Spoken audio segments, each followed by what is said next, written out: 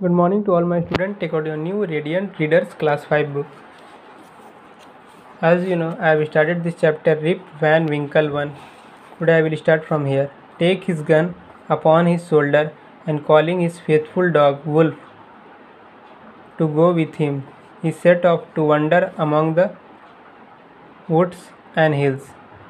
So he has taken his gun upon his shoulder and he was calling his faithful dog Wolf to go with him, and he set off to wander, and he set off to walk in a aimless way among the woods and hills.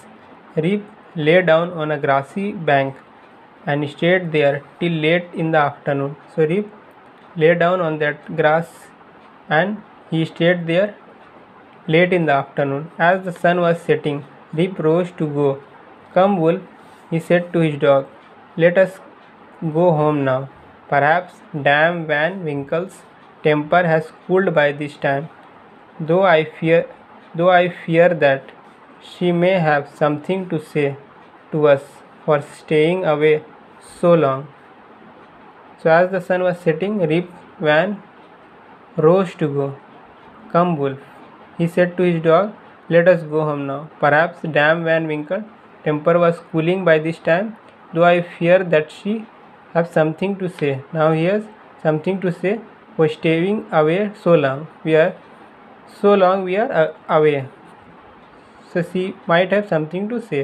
They were beginning to walk down the hill when a voice cried out, "Rip Van Winkle." So they were walking down a hill when a voice came, "Rip Van Winkle." Rip looked all around. At first he saw nothing but a crow. Then he spotted a long way off a strange little man with a keg upon his shoulder. So Rip looked all around and he saw nothing but a crow. A long way, a strange little man. A strange little man he saw with a keg upon his shoulder. Keg means a small barrel upon his shoulder. "Rip Van Winkle, Rip Van Winkle," the voice called out again. Again it is asking, "Rip Van Winkle, Rip Van Winkle." Rip walked across the hillside until he came near the man. So Rip walked towards the hillside when the man came near him. "Did you call, sir?" he asked in wonder. So he is asking, "Did you call, sir?" The man did not reply. Instead he made a sign as if to say, "Pray carry this heavy keg upon the hill for me." So man did not reply. Instead he gave the sign as if he is saying, he is praying to carry the keg up the hill for me.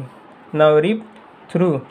He was idle in his own home and did not care for hard work. I was always ready to help other people. So he took the keg upon his shoulder and both men began to trudge up the hill. Now Rip, he was not idle in his own home. Now he did not care of hard work. He was ready to help other people. So he took the keg upon his shoulder and both men began to trudge upon the hill. Trudge means walk slowly with heavy steps up the hill. After a little while, when they came to a hollow among the hills, there Rip saw a crowd of men. They were playing a game of 9 pins, and the balls, as they rolled along, made a noise like thunder. So after a while they came to hollow among the hills. Hollow among the hills they came, and there Rip saw a crowd of men. Then there he saw a crowd of men. They were playing a game of 9 pins. 9 pins means a bowling game, and the balls, as they rolled along, made a noise like thunder, and the noise was making like a thunder. So that's all. Before closing the video, I would like to give you homework. Your homework will be, you will draw this picture in your literature copy. Okay, that's all.